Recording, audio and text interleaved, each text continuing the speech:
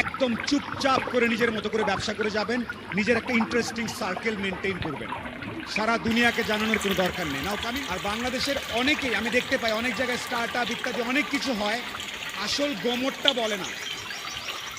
অনেক কিছু হচ্ছে, আমি অনেক জায়গায় যাই, সরকারি বেসরকারি পর্যায়ে নানান কথা বলে, বাট অ্যাকচুয়ালি কাউকে শেখানো হচ্ছে না কি করে ব্যবসা করতে হয়, কি করে শিপিং করতে হয়, কি করে কাস্টমস ক্লিয়ার করতে হয়, কি করে কোয়ালিটি কন্ট্রোল চেক করতে হয়। আপনারা কতজন জানেন এই বিষয়গুলো?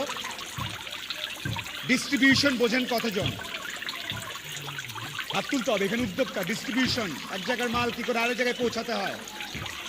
আপনাদের সবাইকে আরেকটা কথা বলি, খারাপ লাগবে শুনতে, স্টার্ট আপ ব্যবসা, উনি ফান্ড রেজ করেছে, ওনার 52টা ইত্যাদি ইত্যাদি, এত কথার দরকার নেই।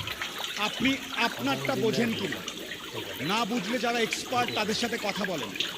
শুধুমাত্র অ্যাওয়ার্ড, স্টেজ এইসব কারণে ব্যবসা প্রতিষ্ঠান বা আপনি নিজের স্টার্ট আপ ইত্যাদি করার দরকার নেই।